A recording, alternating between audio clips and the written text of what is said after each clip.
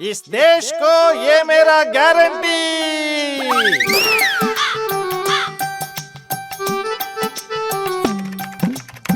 इस देश को ये मेरा गारंटी। इस देश को ये मेरा போதுமே உங்க கேரண்டி. கேரண்டி வாரண்டிகளை இனியே நம்ப போறீங்களா? சிந்தித்து வாக்களியுங்க. இந்தியாவை காக்க ஸ்டாலின் அழைக்கிறேன். ஒரு 5 நிமிஷம் அப்படியே இருக்கிறார்.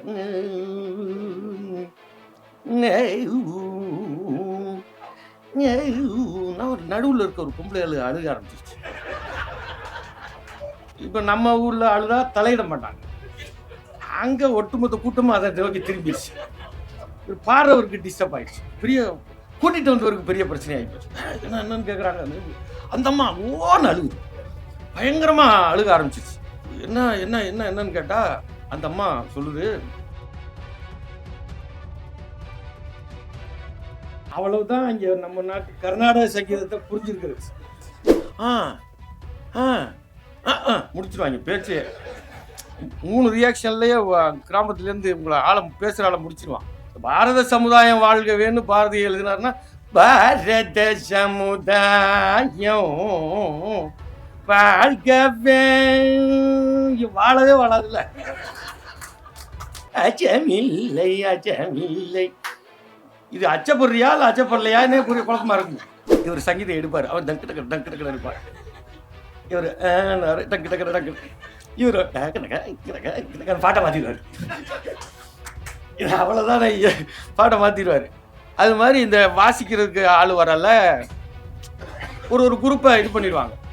நான் வந்து காரில் போகிறோம், எப்போ பால்குடம் இது நடந்தது, அப்போ தான் ஒரு காட்சி எனக்கு நினைவுக்கு வந்துச்சு. இதுதான் ஒரு இசையோடைய இது வந்து என்ன பண்ணும், எவ்வளோ பக்தியாக இருந்தாலும் அதே பக்தி தான்.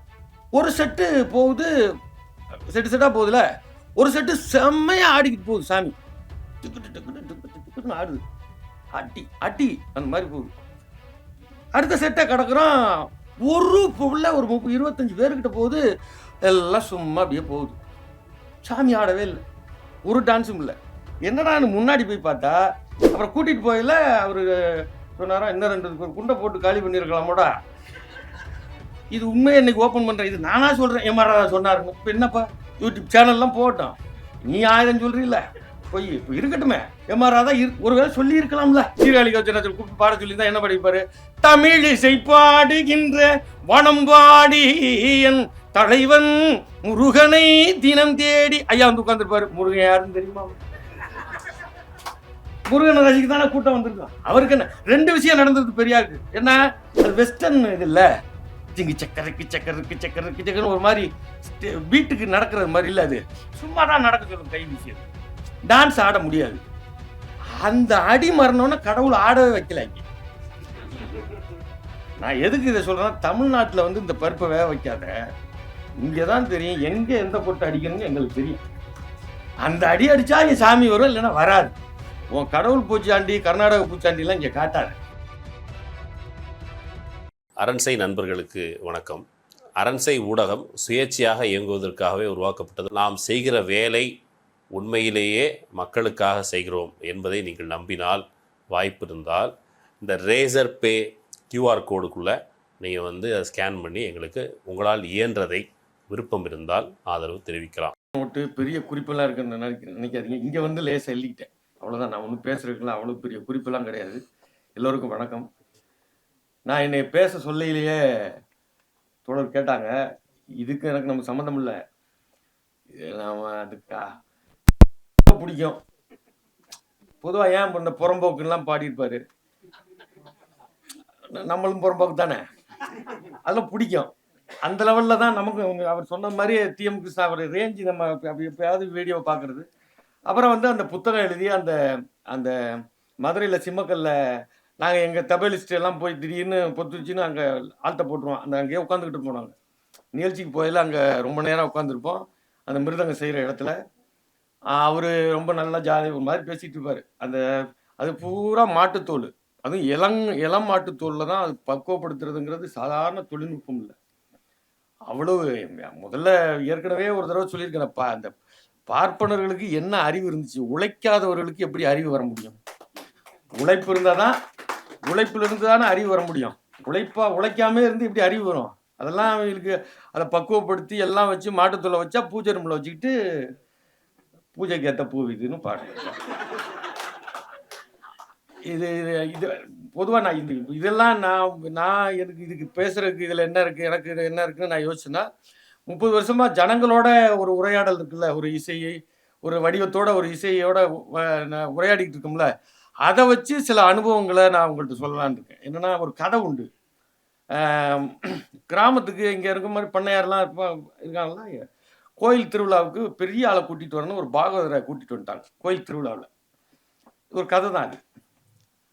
கோயில் திருவிழாவை கூட்டிகிட்டு வந்து அவர் பெரிய கர்நாடக சங்கீதம் பாடுறார், பெரிய வித்வான் அவர்.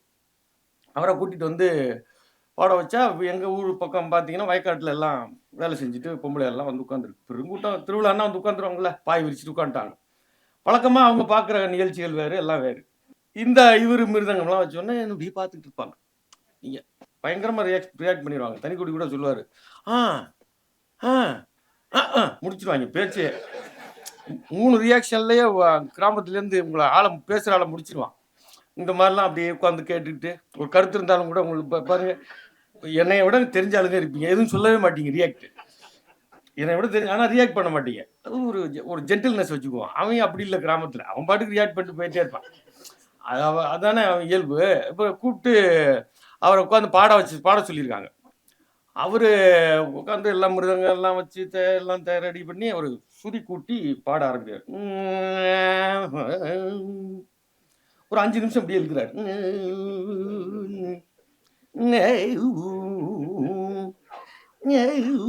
ஒரு நடுவில் இருக்க ஒரு பொம்பளை அழுக ஆரம்பிச்சிருச்சு. பொதுவாக இப்போ நம்ம ஊரில் அழுதா தலையிட மாட்டாங்க, அங்கே ஒட்டுமொத்த கூட்டமும் அதை நோக்கி திரும்பிடுச்சு. பாடுறவருக்கு டிஸ்டர்ப் ஆயிடுச்சு, பெரிய கூட்டிகிட்டு வந்தவருக்கு பெரிய பிரச்சனை ஆகி போச்சு. என்னன்னு கேட்குறாங்க. அந்த அம்மா ஓன்னு அழுகுது, பயங்கரமாக அழுக ஆரம்பிச்சிருச்சு. என்ன என்ன என்ன என்னன்னு கேட்டால் அந்த அம்மா சொல்லுது, என்னதான்னா 10 நிமிஷம் அழுகையை நிறுத்தி இவர் பாட முடியாமல் நிறுத்திட்டார். ஒரே கூட்டம் இருந்துச்சு. அந்த அம்மா சொல்லியிருக்கு, ஒன்றும் இல்லை, அப்படி கத்திக்கிட்டே இருந்தார்ல, அது எனக்கு கல்யாணம் பண்ணி கூட்டிகிட்டு வரல, என் சீதனம்மா எருமக்கண்டு குட்டி ஒன்று கொடுத்தாங்க,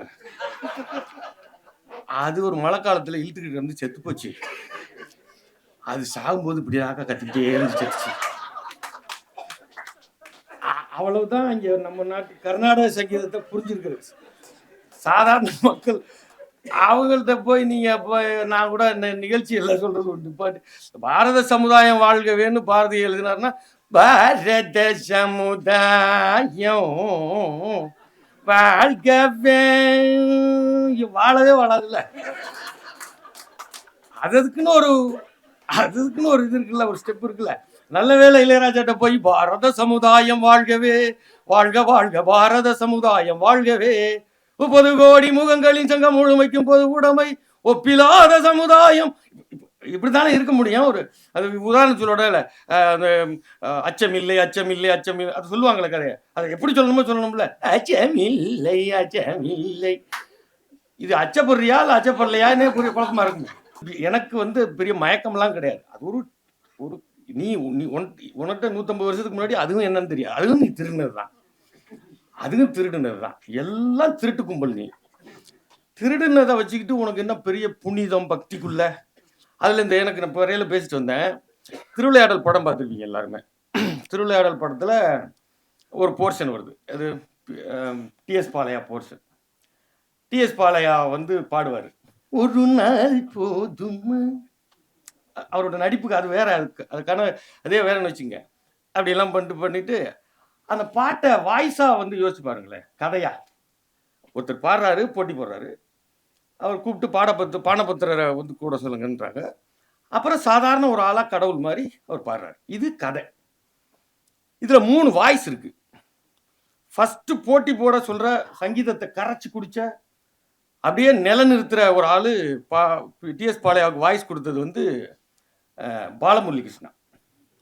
அந்த பாலமுரளி கிருஷ்ணா பற்றி என்ன சொல்லிட்டு இருக்காங்கன்னா, இளையராஜா கூப்பிட்டு பாட சொன்னார், சின்ன கண்ணன் அழைக்கிற ராதையை பூங்கோதையை அவள் மன்னன் கொஞ்ச ரகசி.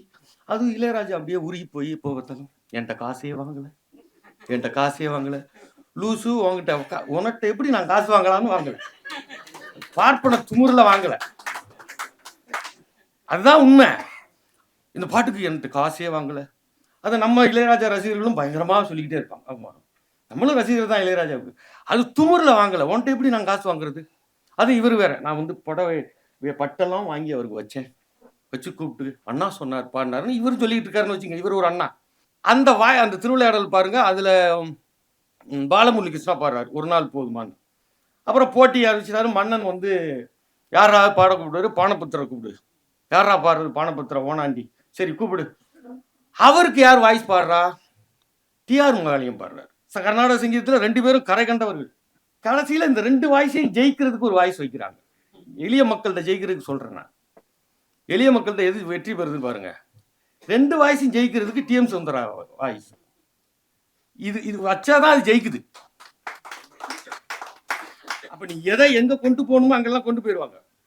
பெரியாரை பத்தி அது நான் காலையில் ஒரு தோழர்கள் வந்து அதை உறுதிப்படுத்தி சொல்றேன்னாங்க, சொல்லலை. இருக்கட்டும், உறுதிப்படுத்தலன்னு நான் கூட பல செய்திகள் உறுதிப்படுத்தாம நான் சொல்லி விடுறது உண்டு.